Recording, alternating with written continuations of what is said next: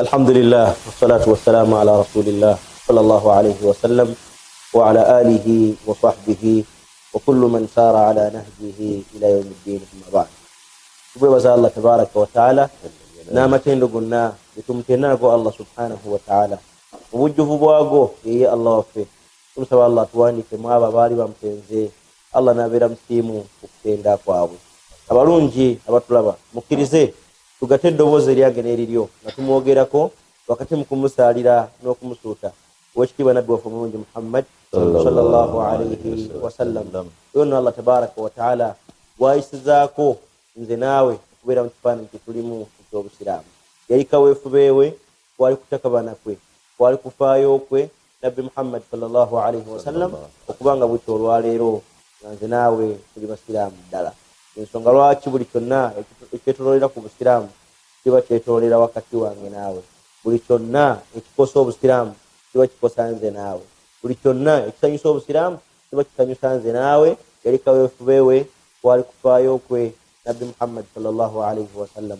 Musiraamu yenna asaana amwogereko amusaalire olw'ebyo Allah subhanahu wataala bye yamuyisizaako okubanga tubeera mu kwesiima kuno kwe tulimu. Tusaba Allah tuwangaze nga tuli basiraamu ate bw'anaaba atusiza akaseera atujjulule nga tuli abakkiriza abannamaddala. Akaseera kano kennyini ntandika n'okwebaza bannaffe aba Al Hidaya Islam Media okuteerawo puroguramu yaffe ennungi eya Durusun wa Ibar. Gibeera misomo naye nga tugifunamu ebyokuyiga. Mmanyi gwazze atugoberera emisomo gino gye ogifunamu ebyokuyiga bingi.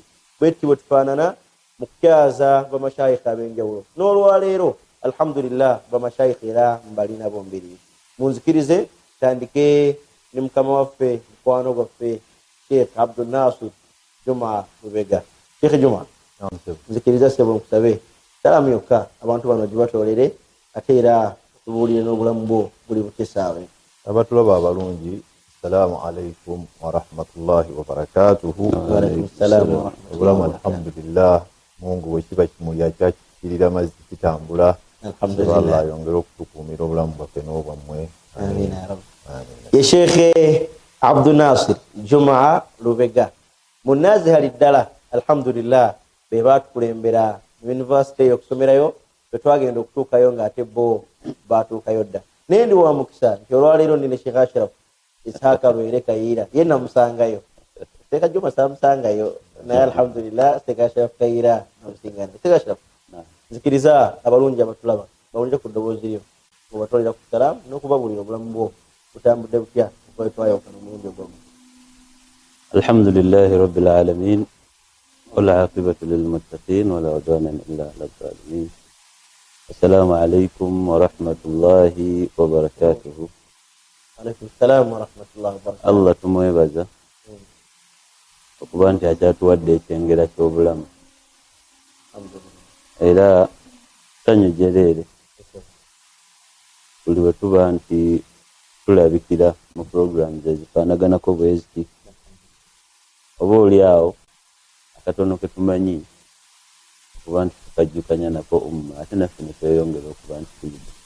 Saba Allah mulungi abatusiimire bwe batyo bwe bali olwaleero mu studio zaffe ennungi eza Al Hidaya Durusun wa Ibar. Ye program gye tutuddemu olwaleero kitegeeza emisomo gye tufunamu ebyokuyiga. Bino bye twogera olwaleero mmanyi naawe by'oli obirowoozaako. Nabbi waffe Muhammad sallallahu alayhi wasallam Allah bwe yamutubuulira mu Qur'an n'atugamba nti walakum fi rasulillahi uswatun hasana. Bannange mulina ekyokulabirako ekirungi nga mukijja ku nabbi waffe Muhammad sallallahu alayhi wasallam. Ekyokulabirako ekitandikirwako ku bulamu bw'omusiraamu yenna gy'awangaalira. Ekikyazza amashayikhi bano olwaleero twetegereza obulamu bwa nabbi Muhammad sallallahu alayhi wasallam. Ye lwaki bwafuuka successful, biki bye yayitamu okulaba nga ye yatuukiriza oba oli awo ne bimutambulira bulungi. Seeka Abdul Nasir, nabbi Muhammad sallallahu alayhi wasallam yayina amaka oba oli awo nga naffe netugalina. Abamu tulina amaka gamu, abamu tusukkawo tulina amaka 2 amalala 3, abamu balina 4. Mwero omusiraamu bwateekeddwa okutambula. Naye tufuna ekyokulabirako ekirungi ku nabbi Muhammad sallallahu alayhi wasallam nti yalina naye amaka ge. njagala nnyo abalungi bano abatulaba okufuna ekifaananyi ekirungi obute nabbi sallallahu alaihi wasallam bwe yawangaalanga ng'ali mu maka ge era ye yabikwatanga atya oba oliawo ffe tulina kubikwata tutya olwaleero sebo nsaba awo oba onzigira akasozi. أعوذ بالله من الشيطان الرجيم بسم الله الرحمن الرحيم ربنا اشرح صدورنا ويسر أمورنا واحلل عقدة من ألسنتنا يفقهوا قولا.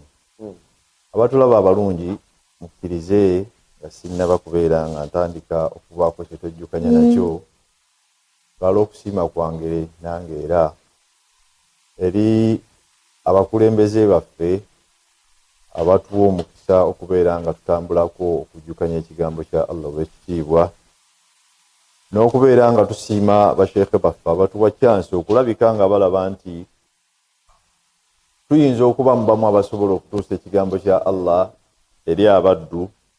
Saba Allah nannyini buyinza ayongere obbasitula mu madaala abeere nga ekigendererwa kyaffe kituuka mu mbeera esinga okuba obulungi. Ekigambo mukadde wange kyombuuzizza oba kyosabye twejjukanyeeko tutambudde nakyo okuva emabega era tusaba Allah w'ekitiibwa kibeera nga naafi'an nga kiyamba eri umma yaffe ey'obusiraamu. Allahumma amiin.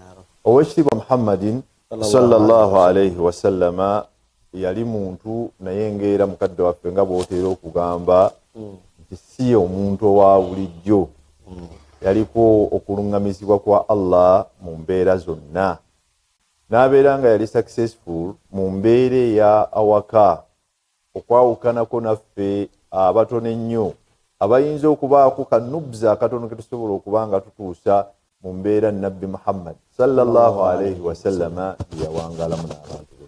Twala ekyokulabirako ekiseera kino ennaku zino nti twesanga nga waliyo qadaaya oba ensonga eziri mu maka gaffe nga ne mu mulembe gwa nabbi Muhammad sallallahu alayhi wasallama zaaliyo naye ne twesanga nti abantu ffe tuzikwata mu mbeera n'olabanga embeera ennene nga ki sheekha wange w'ekitiibwa nti tujja kwesanga nti nabbi Muhammad sallallahu alayhi wasallama yabeerako okufuna obutakkaanya ne bakyala be kyamubeerako.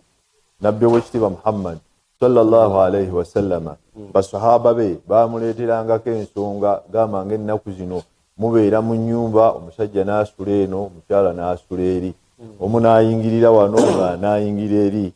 Mu basahaba ba nabbi Muhammad sallallahu alayhi wasallam nabo baafunanga obutabanguko mu maka nga bwe kiri olwaleero. Era ow'ekitiibwa Muhammad sallallahu alayhi wasallama mu byaggyibwa ku ye nabbi Muhammad sallallahu alayhi wasallama tulina qissa gye tutwala nti abantu abasinga tugiyisaako amaaso. Omukyala yajja eri nabbi we Muhammad sallallahu alayhi wasallama ng'alina ensonga eyali erabika ng'entono naye wa Allah nga nsonga nnene. Omukyala najja namugamba nti ya Rasulallah wange ow'ekitiibwa Muhammad sallallahu alayhi wasallama omwami wange buli bwensembera gye ndi andayirira sijja kuddako gy'oli kubanga nkulabanga omu nkulabanga mmange sikyasobola kusembera gy'oli. Ow'ekitiibwa Muhammad sallallahu alayhi wasallama omukyalo ono bwe yamutuukako namudamu namugamba nti ensonga yo Allah ow'ekitiibwa tannaba kubaako nnuŋŋamya gy'akola ki gy'atuluŋŋamyamu. Omukyalo ono n'agenda n'addayo gye yali avudde naye ng'ekigambo kino kimuluma era nga y'embeera gye tusinga ennaku zino okuwangaalamu. Omukyalo ono n'adda omulundi ogwokubiri wa nabbi Muhammad sallallahu alayhi wasallama n'amutegeeza y'ensonga y'emu. Owekitiibwa Muhammad mpangaala n'abe wange gwe mpangaala naye mu njogera ya ennaku zino tandabawo ate nga mutonde ng'omusajja oyinza okubeera ng'oli awo oyinza okusuba ng'olina omukyala asusse kuki omu ng'eno bwe banaakunyiiza ensonga zojja kugenda ozimalira omukyala omulala naye yoona omukyala al mahsur musibe tajja kudda eno jaddira eri aba agenze mu kigambo ekisinga okuba nti kinene mpaka Allah w'ekitiibwa bwe yaluŋŋamya Muhammad sallallahu alayhi wasallam ne ssuula ya Qur'ani n'aba namugamba nti qad sami Allahu qawla allati tujadiluka fi zawjiha wa tashtaqi ila Allah. Allah nabiyingiramu namutegeeza nti Oweekitiibwa Muhammad sallallahu alayhi wasallam awulidde Allah omukyalo omunafu. Omukyalo oyo si gwe bayitanga Khawla binti Thalaba. Era omukyalo oyo ensonga y'okumanya nti yatwalibwa nga nnene. Allah bw'amala omumussaako Oweekitiibwa Muhammad sallallahu alayhi wasallam aya eyo erungamya omuntu ngeri ki yandikoze atya singa aba alayiridde mukyala we nti gwe olinga mmange olinga bannyinaze endayiralayira ze tulayira. Nabbi yagamba nti Allah yagamba nti innakum la yaquluna munkaratun min alqawli wa zura. Mwogera ebigambo ebitamwa bye mugamba bakyala bammwe naye ate era nga bya bulimba, kubanga ki bannyammwe ababazaala mukola ki mubamanyi. Nti mu nsonga eyo Oweekitiibwa Muhammad sallallahu alayhi wasallama Allah yamugayidinga n'amulaga nti ne balijja naffe abalijja mu maaso bwebanga ensonga eyo etuuseewo ehandolingi bwetya. Ensonga ey'okubiri gye tuyinza okutwala mu mbeera eringa gye tutwala ng'ensaazisaazi naye ng'ewa Allah nnene.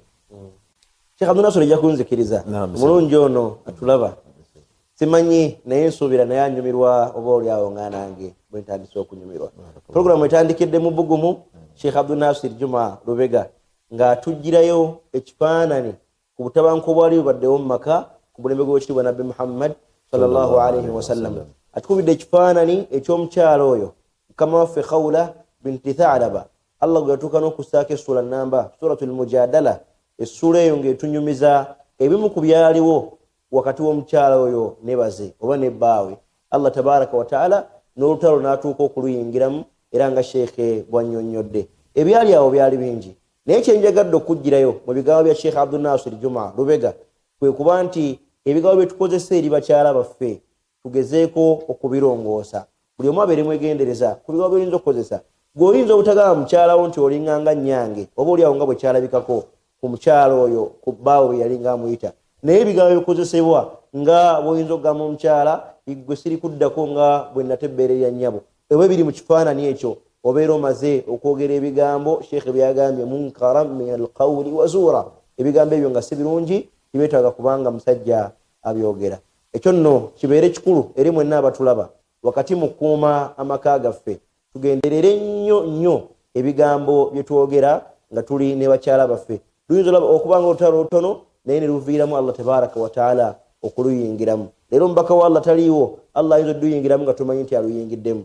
Mu kifaanani ekyo Sheikh Abdul Nasir atukubiriza okubeera beegendereza ku bigambo bye twogera ne bakyala baffe. Sheikh Abdul Nasir nga nkomawo ewuwo Sheikh Ashraf Kaira, ebigambo bya Sheikh Abdul Nasir bwatuwadde ku mukyala butya bwe tulina okwogerezeganya atwekesezza okuvaamu ebigambo ebiyinza okubateeka mu biti by'abannyaffe nga sinaba kuvaawo awo. Sheikh, gwe kiso eyo ya Thalaba oyinza kugituwaamu ki?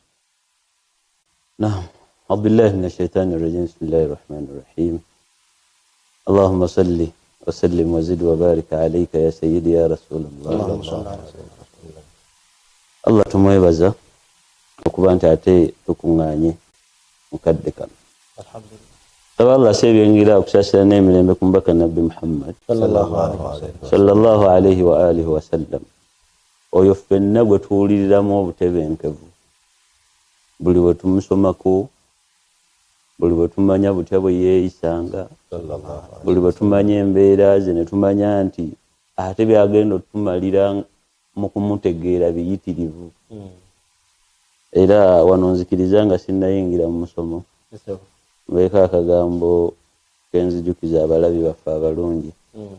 Omusomesa waffe muhaddith Sheikh Ahmad Omar Hashim hafidhahullah. Ndoza Sheikh akyali mulamu? Akyali mulamu, alhamdulillah. Manyi mwenna abatera okugoberera emisomo gy'Abamisiri era abatera okugoberera abamanyi ba Azhar Sharif, Ustaz Dr. Omar Hashim tabali wala era nkakasa Sheikh wamwogerako muba mumanyi.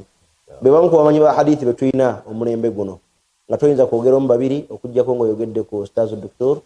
عمر هاشم. نعم شيخ.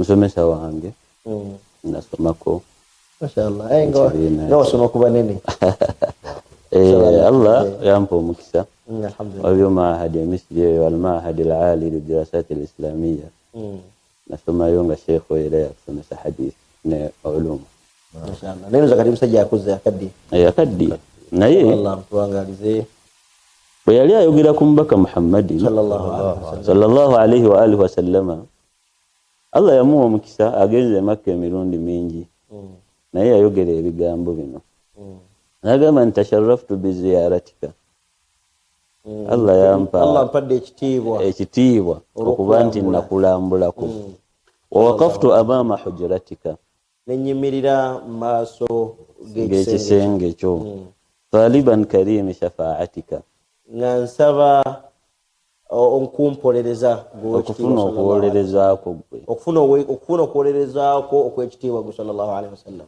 faraaituni aqulu li akrami rasulin neneraba nga ngamba owekitiibwa nabi Muhammad sallallahu alaihi wasallam ya sayyidi qad ji'tu babaka sayyidi Allah ya sayyidi qad ji'tu babaka sayyidi owange owekitiibwa mukama wange sayyidi mukama wange qad ji'tu babaka sayyidi saba sebo gwaba akavunulo kajjayo bulungi mukama wange owekitiibwa nzize ku mulyango gwo owange gwe mukama wange wa makathtu ad'u Allah duna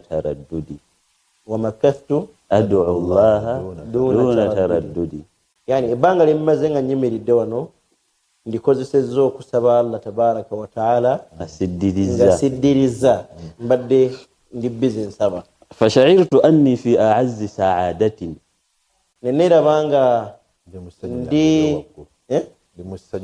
ndi musanyu erisembayo okuba eri awaggulu wa bi anna al-khayra adha fi yadi ntera ngo mbukesezanga ebirungi byonna mbiraba bindi mu kibatu kyange mu mikono gyange wa alayka akthartu salata bi rawdatin fara'aytu anni fi maraqi su'dadi yagenda maaso n'agamba nti lima la wa anta المجتبى والمصطفى اللهم صل وسلم على لما لا وأنت لنا المشفع في غد الله أنا لست أخشى الفقر في دنيا الورى وخزائن الرحمن لم تنفدي أنا لست أخشى زلة أو ذلة خير البرايا شافعي ومؤيدي اللهم صل وسلم أنا لست أخشى من ظلامة ظالم أنا لست أخشى من عداوة معتدي أنا لست أخشى الضيم أو بطش العدى وأنا المقيم هنا بباب محمد صلى الله عليه وسلم oyina kovuddeko kabayitu waggulu awo kempulidde nga akankoledde ana lastu akhsha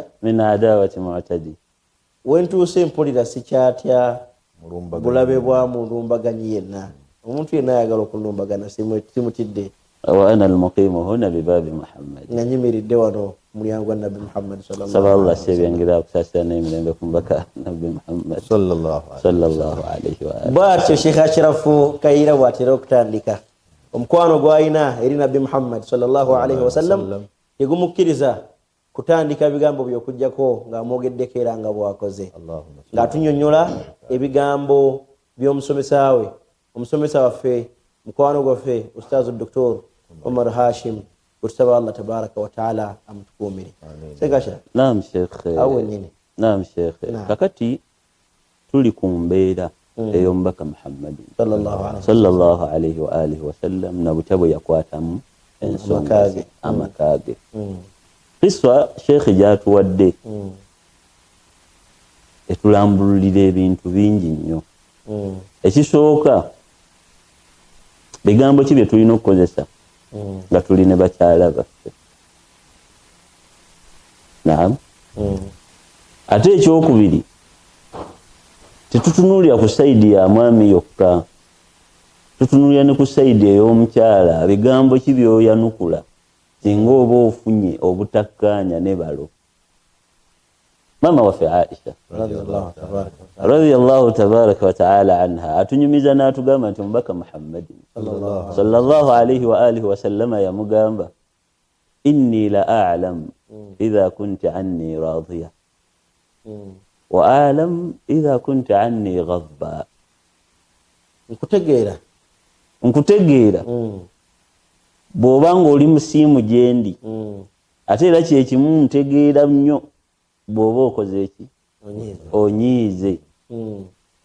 Yava agamba Aisha kyava amubuuza wa kaifa taarifu dhalika ya Rasulallah, kimbadde nange njagala okubuuza nti ekyo yakitegeeranga obitegeera otya ebyo obange gwe omubaka wa Allah.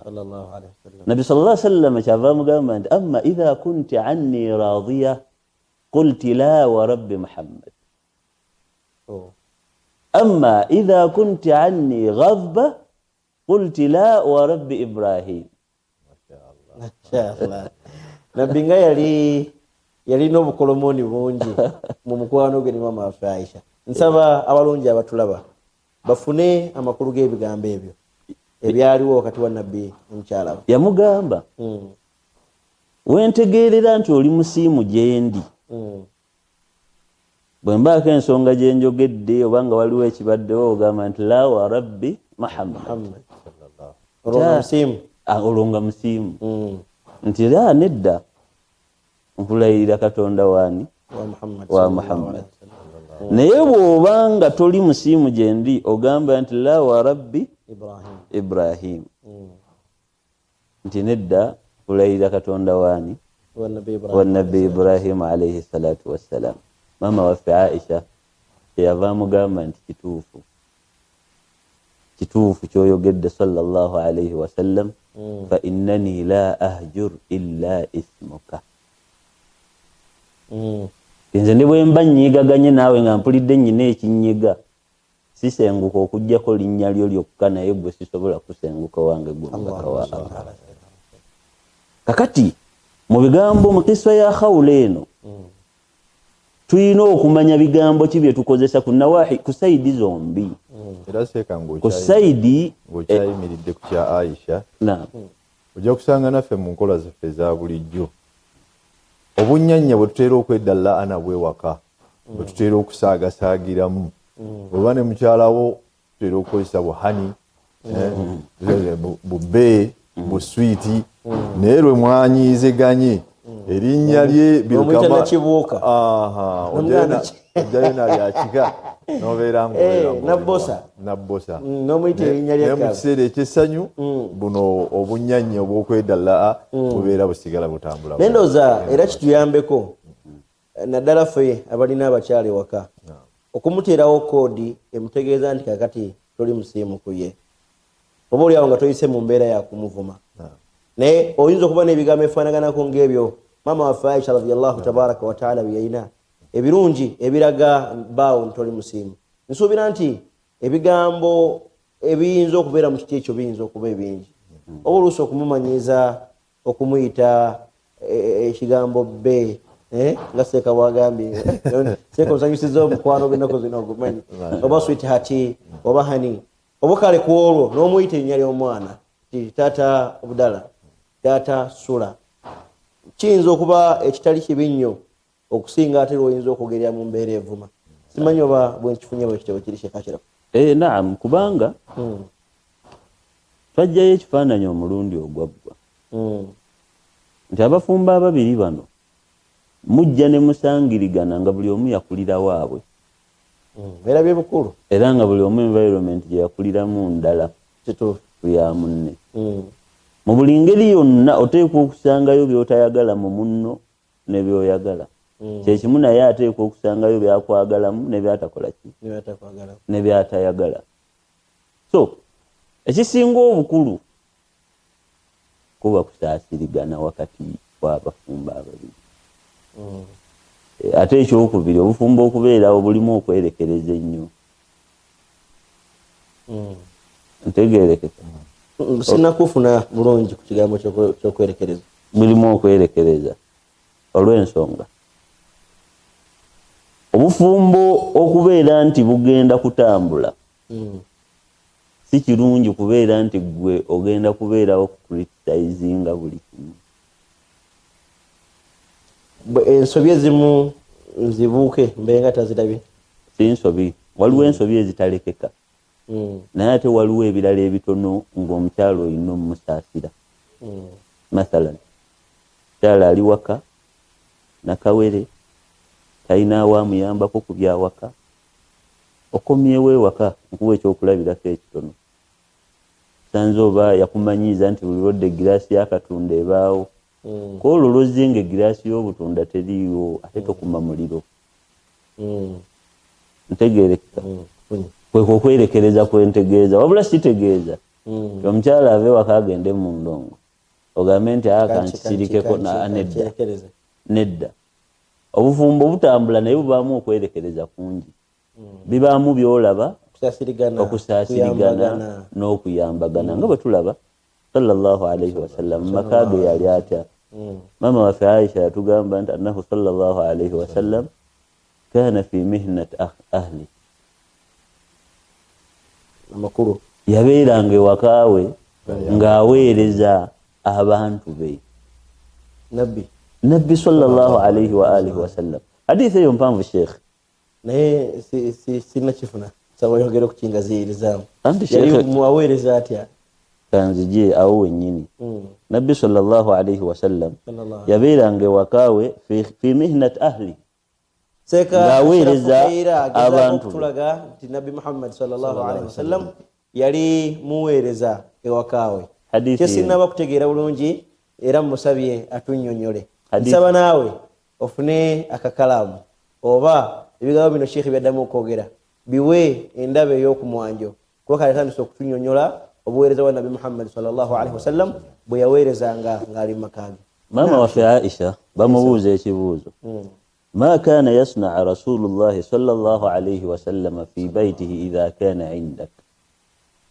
Nabbi bwe yabeeranga ewo Aisha yabanga akola ki? Yali ansa ya maama waffe Aisha.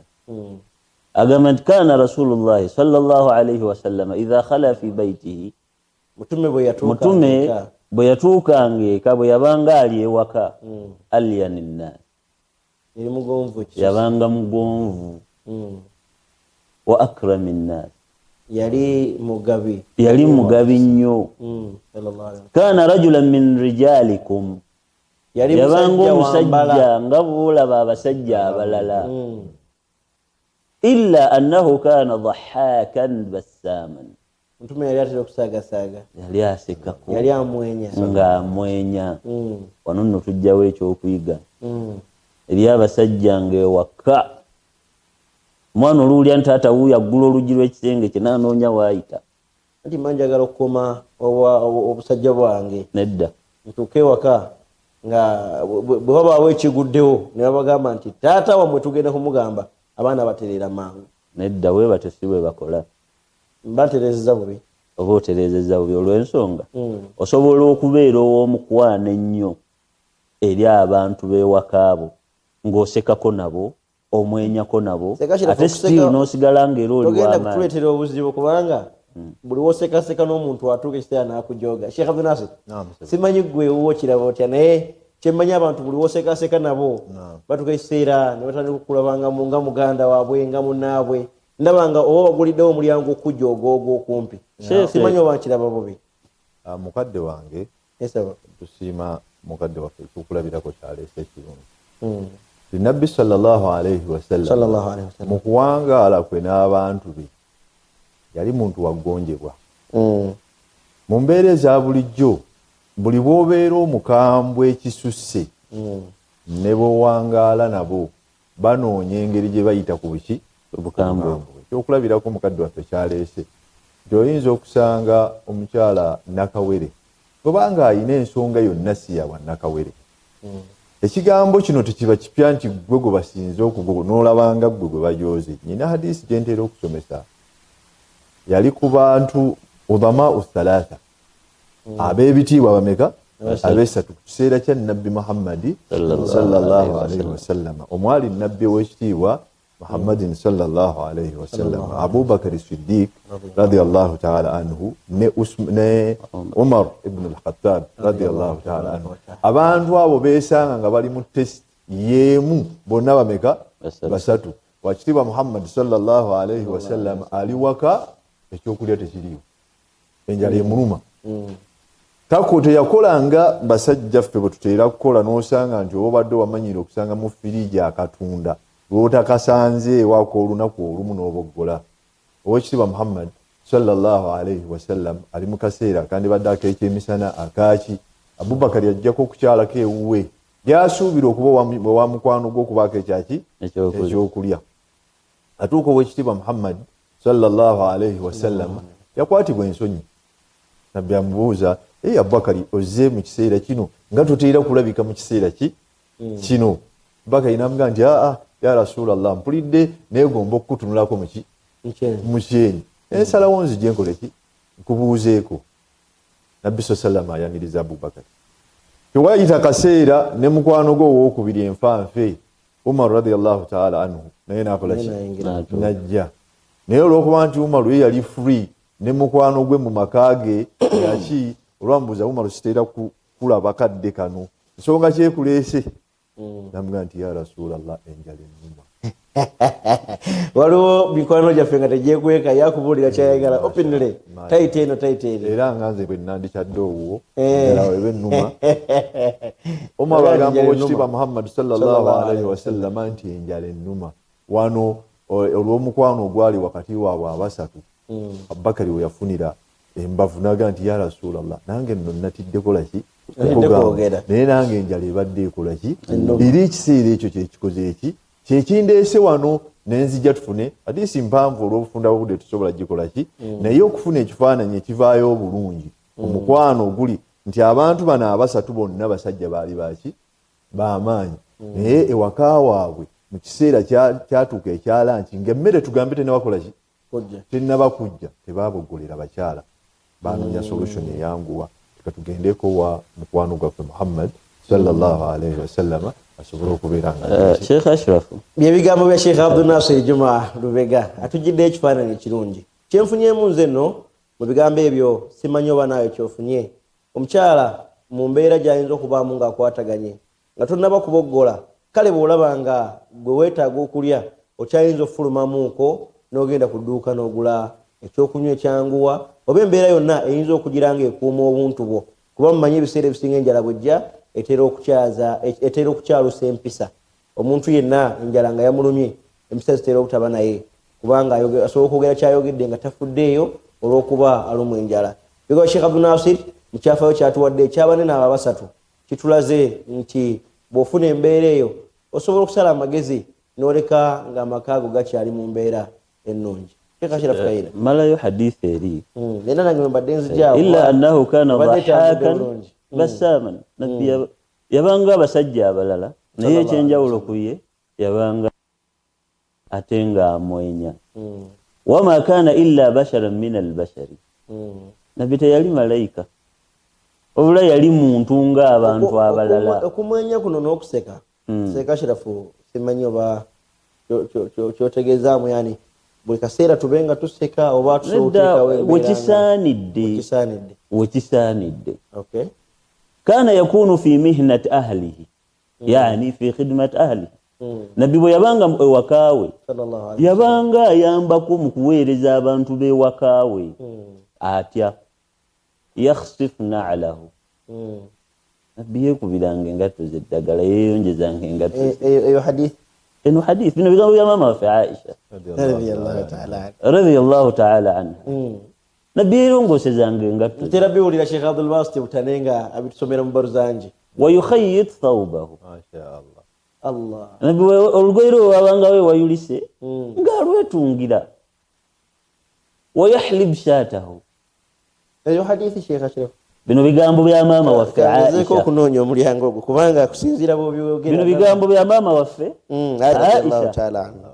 Nabbi sallallahu alayhi wa sallama yakamanga ensolo ze waka kama amata. Wa yakhdim nafsahu. Yeweerezanga kyayagadde. Kati wano wali obuzibu mbuffe tulowooza okusajjalaata. Ogenda kutuula wali butuuzi nga mpa kino mumpe kiri, mumpe ne kino mumpe ne kiri, gundi oli wajja ngompe kino, gundi oli luda nekyosobola okwetuusaako si kituufu. Nedda. nedda bwetuwanga nabbi gwe tukoppa sallallahu alaihi wasallam tutunuulire ye yawangaalanga atya sheekhe okweweereza kyeweeweereza ewaka tekikugjaako busajja bwo kuba nti toli musajja mu maka maliriza hadithi wayamal fi baitihi kama yamal ahadukum fi baitihi nabbi yakolanga bye yakola ewakaawe ng'omubumma omulala byokola muki ewakaawo faidha ahdarat as-sala kharaja ila as-sala esswala bwe yatuukanga yafulumanga n'agenda akoleki asaale uli Aisha agamba wala ra'aytuhu daraba biyadihi imra'atan wala khadiman siinaayo olunaku lwe nnamulaba ng'asitula omukono gw'okkuba omukyala yadde omukozi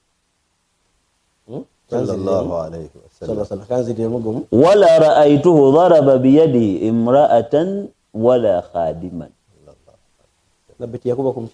teyagalula ku mukono gwe bw'ati akuba kwandibadda naye teyagalulako abakyala bo balinga banjawulo kwawukana ku baffe seeka bakyala bo bayinza oba tebalina fujjo lyabaffe Sheikh Ashraf ku mulundi ogwaggwa twalaba hadith eya Sayyidina Umar ibn al-Khattab radiyallahu ta'ala anhu yatutegeeza n'atugamba mu bufunze bwayo nti bo baali abakuraishi bwe bagendera e Madiina basanga nga abakyala b'e Madiina ate be b'amaanyi ku babba baabwe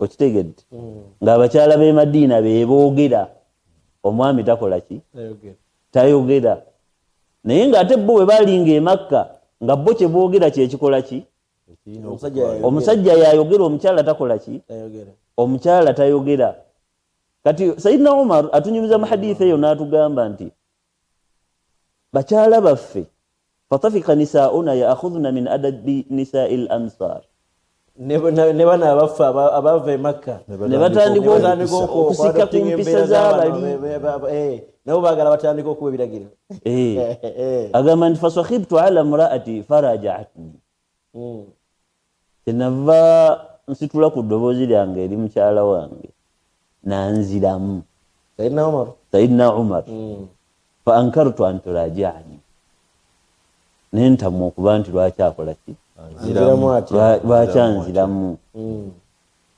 omukyala kyeyava amugamba nti walima tunkir an urajaaka lwaki toyagala nkugambe ogwo sigwe mwenkanonkano fawallahi inna azwaja an-nabi sallallahu alayhi wasallam la yuraji'nahu ne bakyala bannabbi bwe wabawagawo ensonga gyayogeddeko nabo bamugambako wa inna ihdahunna latahjuruhu al-yawma ila al-layl era abakyala abo bwe babanga balinamu ensonga n'ennabbi mulimu omwe yamusengukanga okuva ku makya paka kiro Omar agamba nti ekyo kyantiisa nnyo kyenava ngamba mukyala wange kad khaba man faala dhalika minhunna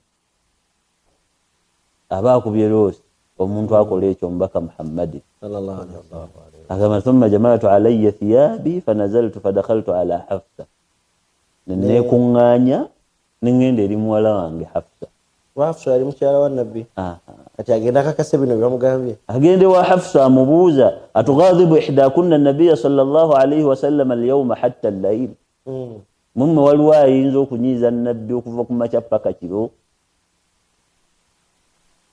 qalat na'am nti kituufu tuba n'ensonga naawe n'omusiriikirira n'omuvaako naye kyenjagadde awo kwekulaga Sheikh nti ne nabbi sallallahu alayhi wasallam ensonga ezo zaalingayo mu maka ge naye nno ate ye nabbi mu mpisa ze n'obukwatampola bwe teyateekangawo mbeera wabula yasalanga amagezi kulaba nti ewaka wateredde watya kiyinza okumusanyusa mu bigambo bya Sheikh Ashraf nga nzijja wa Sheikh Abdul Nasir ebigambo byosomye bulijjo ntera kuwulira Sheikh Abdul Basit Butani bwe tubeera mu mikolo gyaffe ng'agezaako okubitubulira naye bulijjo mmanyi biri mu Baruzanji kuba mbadde wano era bw'obyogedde n'embikola Baruzanji butuufu n'embisiŋŋana nga bw'obadde obyogera Imam Imam al-Barzanji yagamba wa kana sallallahu alayhi wa sallam shadid al-haya'i, yali wansonyi nnyo, nabbi yali wansonyi nnyo,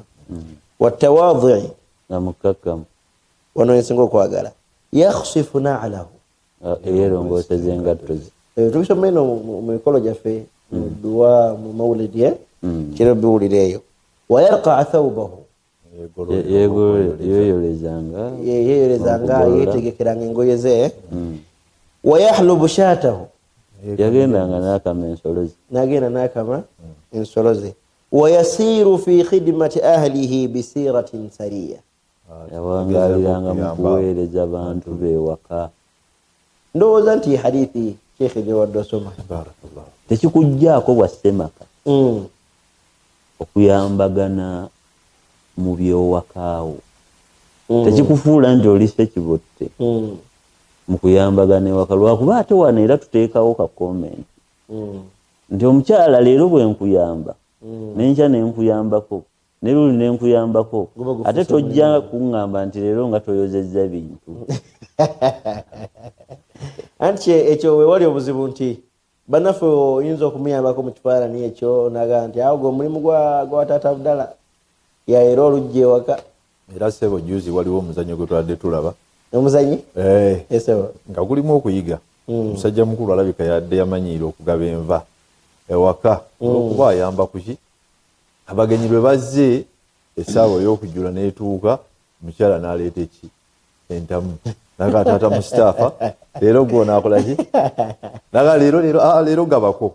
Omukyala nga nina edda bulijjo gwakola ki, bwe tuba nga twogera ku ky'omu maka okuyamba lahunna ma alayhinna, abakyala balina ki ebyabwe, naffe tulina bye tusobola okukola ki kubayamba. Era mukadde wange bwe tuba nga tuli mu kulongoosa mu ntambula y'ewaka, waliyo ensonga ennaku zino ey'okwesiriikirira. Omukyala ne muyingira mu nnyumba, akantu katono nnyo bwe kati ne kabavaako okubeera nga musirika, ne bivaamu okutabanguka kwaki. Njagala okutegeeza mukadde wange nti ensonga eyo si mpya. Oweekitiibwa Muhammadin sallallahu alayhi wasallam naye yennyini yamutuukako ne bamusibira ki ekikookolo, era Allah n'ayingira mu lutalo lwe.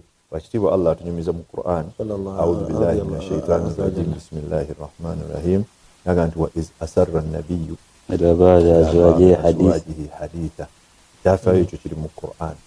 Nabbi w'ekitiibwa ayina emboozi ye gye yayogeramuko n'omu ku ki bakyala be, naye emboozi eyo Allah n'agigerera n'etasallala n'egenda mu ki, ne basobola okubeera nga mboozi n'etoloka n'eva wakati w'ababiri n'egenda gye yalaga, n'etuuka nti n'eteekawo embeera eya bonna okubeera nga bakola ki, bakola ekikookolo. Aga nabbi ono tulyoke tumusiriikiriremu mu mbeera, n'anakuwala n'atuuka mu mbeera ey'okufunda. Kati nga gwe omusajja ewaka, Allah w'ekitiibwa yagamba nti asa rabbuhu, oba oli awo munaasigala ku ki, mu mbeera ey'okulumya omutanda Muhammad sallallahu alayhi wasallam, ne mutateekawo dialogue esobola kukola ki, aga nti intallaka kunna, Allah ayinza okubeera nga amukkiriza abakole ki, naye ajja kumukyusizaamu Muhammad muslimaatu, n'ayogera mu'minaatun kaanitaatun taa'ibaatun aabidaatun saa'ihaatun sayyibaatun wa abkaara.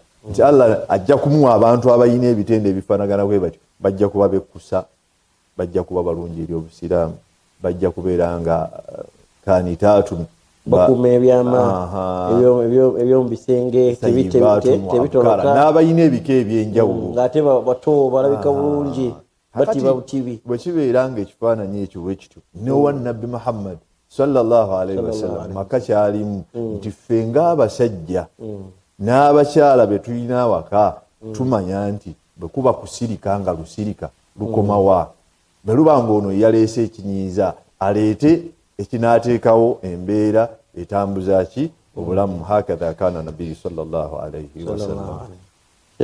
Ebigambo ebyo manyi naawe tebikulese kyekimu.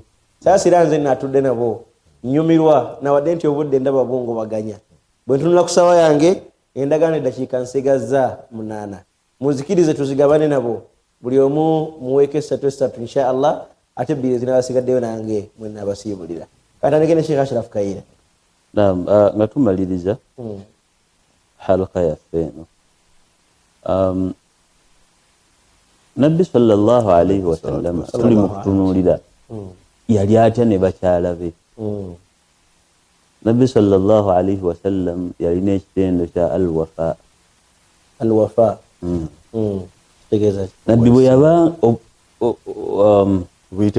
tubuyite bwesimbu okutuukiriza manyi alina akakalamu wandiise alwafa kitegeeza obwesimbu oba okutuukiriza ekintu mu butuufu bwakyo. Allah subhanahu wa ta'ala bw'assa etteeka erigamba nti ya ayuha nabi qul li azwajika in kuntunna turidna alhayata ad-dunya wa zinataha fata'alayna umatti'ukunna wa usarrihkunna sarahan jamila. Nabi Muhammad sallallahu alayhi wa alihi wa sallam agamba bakyala bo bwe baba basazeewo nga duniya gye baagala Allah kyali ategeeza mu ekyo obulamu bwa nabbi teyali mugagga nnyo mbeera yali awo bwetyo ngatetenkanya bakyala be yali zahidi. kakati Allah agamba bwe baba baagala basajja bagagga bagenda bateeka mu mbiri nakinaki bakubuulire naye bwe baba baagala Allah n'omubaka we nga baagala akhira basigale naawe. Kyenkulaga nti nabbi yali mwesimbu yagenda eri maama waffe Aisha n'amugamba nti nina ensonga gye ŋŋenda okubuulira Aisha lakin fala tastajili hatta tukhbiri abawaiki. Okulondawo kwenjagala olondewo ndagala osooka omala okufuna guidance okufuna guidance okuva eri bazadde bo. Olw'ensonga nabbi yakimanya nti Aisha mwana muto ayinza okusalawo n'alonda edduniya ntegeerekeka akyali mbano ba sweet muslima balina erinnya lye beeyita bamuslima bahijabi amanya akyali bahijabiz akyali myaka egyo 18 akyali teenager. Tubalaba ku TikTok okateekako nga yenna yeebisa akakaya n'agamba nti abasajja abalungi tubaagala naye ne ssente tuzaagala. Okitegedde. Aisha amugamba nti nsonga ki gy'obadde oŋŋamba nsooke kumala kwebuuza ku bazadde bange. Nabbi kyava amusomera etteeka eryo. Maama waffe Aisha kyava amugamba nti amma ana akhtaaru llaha wa rasulahu. Teweeraliikirira nze siragala bya dduniya nondawo Allah na mubaka we seetaaga na kubuuza ku bazadde bange. Kakati nabbi sallallahu alaihi wasallam agamba maama waffe Aisha ono ensonga eno ŋŋenda kugitegeeza bakyala bange abalala abasigadde. Aisha amugamba togezaako n'obuulira omu ku bonna nze nalonzeewo ki. Buli omu mwebuulize ku kiki. Nabbi kyava amugamba nti amma ana fa anna Allah subhanahu wa ta'ala lam yab'athni mu'annitan wala muta'annitan. Allah teyansindika kukaluubirira bantu ate teyansindika nga njagala omuntu agwe mu nsobi. Nja kubabuulira kiki kye walonzeewo n'omulala asalewo okusinziira ku ye kyanaaba akoleze eki kyanaaba oyo mbaka Muhammad. Onaaba toyambyeko abawalimu bano nabo okusaba obufumbo nga babagamba nti mujje tulondewo Allah n'omubaka we. La kyengezaako otegeeza ndaba abawalimu oli ayinza okugamba nti okusinziira bwendi embeera yange eganye n'agamba omuwala nti olaba nabbi bwe kyali kyafaayo nga Sekashirafu bwakireese lwakilonda Allah n'omubaka we tutambule. Waliwo ebimuseeka bye tutunuulira era ne twebuuza ddala kisoboka.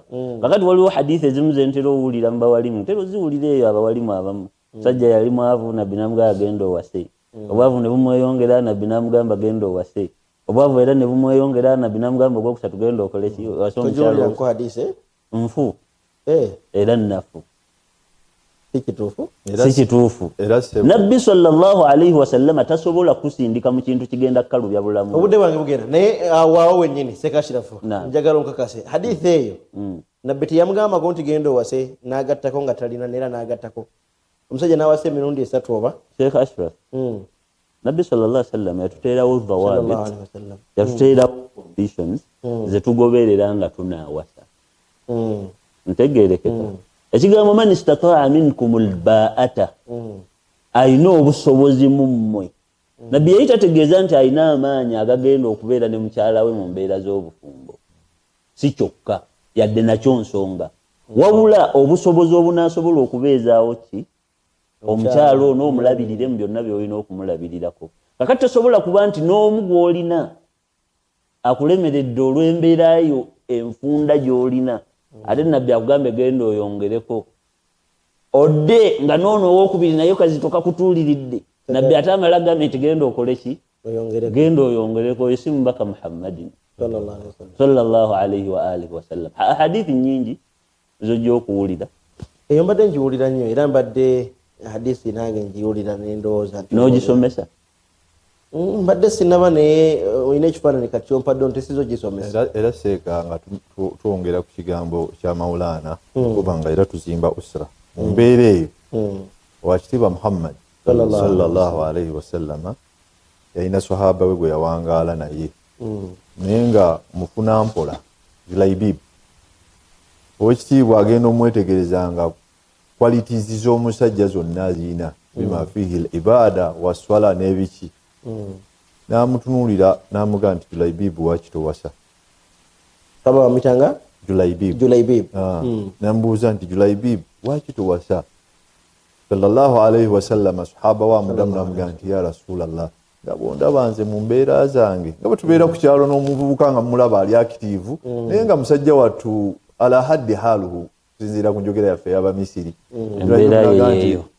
n'awasa nti ya Rasulallah namugamba nti genda mu maka ga fulani omugamba nti Nabbi Muhammad sallallahu alaihi wasallama aŋŋambye okole ki ompa omukyala riwaaya endala ziga nti Nabbi sallallahu alaihi wasallam yeesitula n'agenda mu maka gaki nga famire emu bwe yatuukawo ne bamwaniriza ne bamugamba nti Rasulullah tetufunangako kitiibwa kyonna mu Madiina kiyinza kwenkana kubeera nga gwoze owasewa Nabbi sallallahu kyava abaddamu n'agamba nti sinze nzize okuwasa wabula nzize kuleezaani Julaibib era omukyala kiswa mpanvu omukyala agamba nti omusajja gwe yatuukirako n'agaka ngende neebuuze kwani ku nnyina taata w'omwana Nabbi sallallahu gwe yatuukirako agamba nti kangende neebuuze ku nnyina tulaba batusobola okuwaaki Julaibib omwana ono amutwale bw'abatuukako bombi baagaana naye ng'omwana aliko ennuuru y'obusiraamu n'agamba nti Nabbi sallallahu alaihi wasallama bw'abanga akoze eki asazeewo era omukyalo oyo kigambibwa nti yakkibwako aya ya Allah idha qada Allahu wa rasulahu amran an yakuna lahum khiyarata min amrihim era Nabbi sallallahu alaihi wasallama nga ngezaako okulaga hadisi eri gye bagamba nti wasa erimu question mark Nabbi sallallahu alaihi wasallam Nabbi sallallahu yabuuza Julaibib n'amugamba nti ova mu kika kyani ova mu kika ky'abaani n'amugamba nti njagala mmanye Saada omukulembeze wammwe n'amugamba nti genda ogambe omukulembeze oyo nti Nabbi sallallahu alaihi wasallama aŋŋambye okole ki tunoonye shabuka gye twandiyise shabuka oba ebitwalibwa okugenda wa ku buko basobole okubeera nga bamuwaki bakuganya omutwalo gwa taata basobole okubeera nga bagenda bajjayo omukyala naye mu mbeera yonna ayankaana eddakiika ndabanga era nsigaza bbiri nti Nabbi ow'ekitiibwa sallallahu alaihi wasallam bwe tugenda okumwogerako mu mbeera y'awakaawe ngazi nnyo bw'otunuulira mu Qur'ani ey'ekitiibwa ebikwataganye n'awaka wa Nabbi Muhammad sallallahu alaihi wasallam bingi one ku kiri kyenyinza okusembyayo kyetuyinza okuteeka mu haraka okusembyayo bw'okimaliriza era osibulire ddala inshallah kyetuyinza okusembyayo ffe bwe twakulira abavubuka twalina principles nyingi principles zetwalina twayina eddiba oba eddiba walizannyako eddiba okuzannya omupiira ogw'ebyayi gwayina kawanini zaagwo gwalimu amateeka naye nga temunagenda ku mateeka gali eddiba eryo teryabeeranga na leefuli mu mateeka agaalimu temwabeeranga nani twabeeranga n'omupiira gwa musajja wamutanga Sudaisi yatusinganga okubeera omuto omuffe naye nga mumutema omukatono ngaakwata omupiira gwe ng'agenda ewaabwe agendamu ku mateeka nti nannyini mupiira yazannyiranga ku sayidi ey'abasinga ki amaanyi leefuli yafuwanga omupiira mwabeerangamu obusiraamu ne baziina nga mukolaki era mu mateeka ge gamu nga temunnagenda ku ddiba twalina omuze gwe bayita ogw'okuswama oyinza okwesanga famire yammwe ak'okulya kabeeranga si kalungi tikamala ewaka ne mmanya nti ewa Haji Mustapha zigenda okuwera 7 obudde obwo buba bwaki bwakujjula ne mugenda muswame oba najjulira mukoleki mulye ku mmere omuze ogwo oba embeera eyo teri kuffe fekka Allah ow'ekitiibwa ne mu Qur'ani yagitulaga nti ewaka wano oyinza okuba nga oyina mukyalawo n'abaana bo naki nga basobola okubeera beetamu abagenyi nga nabbi w'ekitiibwa yafunanga basahaba olumu abasahaba abo abaali abafuna mpola ne babeera ne bajjuwa nabbi sallallahu alaihi wasallam Mungu n'amugayidinga nti baba bazze ewaka okolaki okulaba otyo omukyala ayinza okuba nga okyaza abagenyi ababo tebaggwawa Mungu n'amugayidinga mu mbeera eyo tunaaba tukutte family issues mu mbeera obusiraamu bwe bugisomesa harakaati tujja kukola harakaati nga tezikola ki nga teziggwa ne tusaba Allah kyetutuusiza erwaleero atusobozesa okubeera nga kiteekebwa ku minzaani zaffe n'ez'abo abalaba n'abatuwuliriza ebisigadde insha Allah Mungu wanaabatuwadde obulamu tunaazongerako mu nsisinkano eziddako barakallahu fikum ye Sheikh Abdul Nasir Juma Lubega muzikirize nsabe Sheikh Ashraf Kaira mukadde kano agoze dakiika emu okusiibula abalungi abatulaba Allah tumwebaza olw'akaseera kano naye nja kubategeeza success y'omubaka Muhammadin sallallahu alaihi wasallam yategekebwa Allah ate neba nti yateekebwa mu nkola mubaka Muhammadin sallallahu alaihi wasallam bwe tutandika obyogera tetujja bimala naye kyetufunyeeko falhamdulillah Allah atusaasire omulundi omulala tujje ate tube nti tubaako kyetwongerako naye ng'ekisinga obukulu musiraamu wenna ali eyo atulaba gezaako okubaako kyokoppa ku mubaka Muhammadin sallallahu alaihi wasallam obadde mulabi mulungi wa programu yaffe durusun wa ibar jiba bisomo gyetufunamu ebyokuyiga olwaleero ntambudde ne bamashayikhi bombiriri abo mukadde waffe mukwano gwaffe Sheikh Ashrafu Ishaka Lwere Kaira tubadde naye era nkakasa ebigambo mubifunye bulungi tabule mukadde waffe Sheikh Juma Sheikh Abdul Nasir Juma Lubega kakasa naye ebigambo mubifunye bulungi munzikirize nga nfundikira bannange mbasabe emisomo nga gino bw'oba olina akakalamu ne peeni omundi ogujja gikwate tutandika okuwandiika kubanga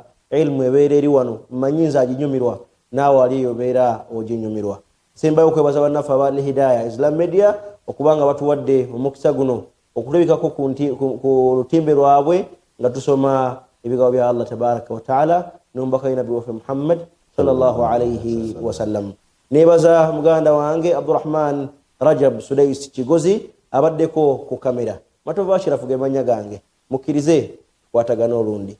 Assalamu alaikum wa rahmatullahi wa barakatuh.